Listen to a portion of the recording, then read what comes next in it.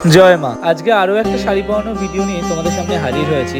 এই গয়নাটা দিয়েছিল অনি, এর আগে তোমাদেরকে ভিডিওতে দেখিয়েছিলাম ব্লগে। আর এই শাড়িটা কস্তুরি আন্টি দিয়েছে, ভীষণ সুন্দর আনকমন শাড়িটা। ঢাকাই, যেহেতু এখন গরমকাল পড়ে গেছে, তোর জন্য আস্তে আস্তে এবার ঢাকাইটা বেশি তোমরা দেখতে পাবে। মাকে পরানো হচ্ছে।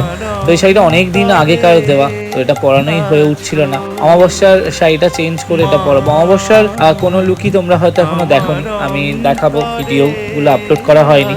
দুর্গাপুজোর ভিডিওগুলো যেহেতু আপলোড করছি, দুর্গাপুজোর ভিডিওগুলো আপলোড হয়ে গেলে তারপর অমাবস্যার ভিডিওটা দেবো। তো আগে শাড়িটাকে দুভাজ করে কুচি করব, কারণ যেহেতু মায়ের বিগ্রহ ছোট, দুভাজ করে কুচি না করলে সমস্যা। এই যে কুচি করা হয়ে গেছে, তো এবার মাকে আগে এই শাড়িটা ছাড়াবো। এই শাড়িটাও কিন্তু ভীষণ সুন্দর দেখতে এবং ভীষণ সুন্দরভাবে পরানো হয়েছিল। ভিডিও করার হয়ে ওঠেনি, তবে এইভাবে কিভাবে পরালাম অবশ্যই একদিন তোমাদেরকে এইভাবে শাড়িটাও দেখাবো। তোমরা যদি দেখতে চাও এই শাড়িটা কিভাবে পরিয়েছি। তো আগে আস্তে আস্তে মায়ের গয়নাগুলোকে খুললাম। তোমাদের এটাকেও বলেছিলাম, মায়ের গয়না খোলা কিন্তু খুব ধৈর্যের কাজ, কেননা মায়ের চুলের সাথে আটকে যায় বা মায়ের অঙ্গে যেন কোনো আঘাত না ঘটে, সেজন্য দেখে শুনে বুঝে গয়নাটাকে খুলতে হয়। তো যথারীতি আমি প্রতিবারই তাই করি, খুব ধৈর্য ধরে এটাকে করি এবং খুব যত্ন নিয়ে এটাকে করতে হয়।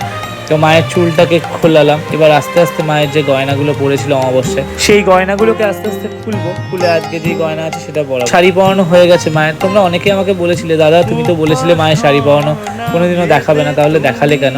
আমি কিন্তু মায়ের দিগম্বরী করে একদম শাড়ি পরাই না। তোমরা শাড়ি পরানোর আগে দেখো এবং শাড়িটা পরানো হয়ে যাওয়ার পর দেখো। তার মাঝের মোমেন্টটা কিন্তু আমি ভিডিও করি না, কারণ সেটা করা উচিত নয়। যদিও মা এই সব কিছুর ঊর্ধ্বে, এর আগেও তোমাদেরকে বলেছিলাম, বাট তাও। তো এইভাবেই আজকে শাড়িটা পরাবো, কুচি করে এবং আঁচলটা সাইড দিয়ে ছেড়ে। কুচিটা একটু গন্ডগোল হয়ে গেছে, কারণ ব্যাকাতারা হয়েছে। আমি বাঁধতে ভুল করেছি বলে কুচিটা একটু ঠিক করা উচিত ছিল।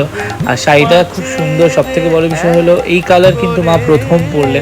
থ্যাংক ইউ কস্তুরি আন্টিকে, তুমি যে আনকমন কালার ভেবে দিয়েছো। আর অনেকে তো কিছু বলারই নেই, নিজে এত যত্ন করে বানিয়ে দিয়েছে। অনেক দিন ধরেই গয়নাটা পরানো হচ্ছিল না, পরাবো কবে ভাবছিলাম। তো ভাবলাম এই শাড়িটার সাথে ভালো যাবে এই পার্লের সেটটা। আর একটা মানুষ যখন যত্ন করে বানিয়েছে, তো সেটা না পরালে মা বোধহয় আমার উপর রাগ করবেন। তো তাই পরালাম ফাইনালি। অবশ্যই তোমরা জানিও কেমন লাগছে। আর তোমরা অনেকেই বলেছিলে কুচি করে শাড়ি পরাতে। কিভাবে কুচির বিভিন্নভাবে এর আগে দেখিয়েছি স্টাইল, তো এটা অন্য একরকম। এইভাবে অনেক দিন আগে পরাতাম, যখন প্রসন্নময়ীর প্রথম প্রতিষ্ঠা হয়, তারপরে আর পরানো হয়ে ওঠেনি। তো আবার অনেকদিন পর পরালাম এইভাবে। তো মায়ের চুলটা এবার পরিয়ে দিলাম। এবার মাকে সম্পূর্ণ শৃঙ্গার করার ফলে চুলটা পরানোর পর কিন্তু এরকমভাবে আঁচড়ে দিতে হয়, কারণ যেহেতু এলোখেলো হয়ে থাকে। তো মায়ের গয়নাগাটি পরানো ডান। গয়না পরানোর সময় আর ভিডিও ক্লিপ নেওয়া হয়নি, কারণ ভুলে গিয়েছিলাম, তো তাই আর নেওয়া হয়নি। গয়না পরানোর পর চুলটাকে ফাইনালি সেট করলাম, কারণ চুলটা খুব জড়িয়ে যায় আর খুব যত্ন করে সেট করতে হয় জিনিসটা। তো চুল সেট করার পর এবার মায়ের সাইডে যেগুলো অনেক সময় হয় না, নিত্য পুজোর পর ফুল গুঁড়ো, জবা ফুলের যে রেণুটা, সেগুলো পরিষ্কার করতে হয়। তো সেগুলো মুছে টুছে পরিষ্কার করে নিলাম।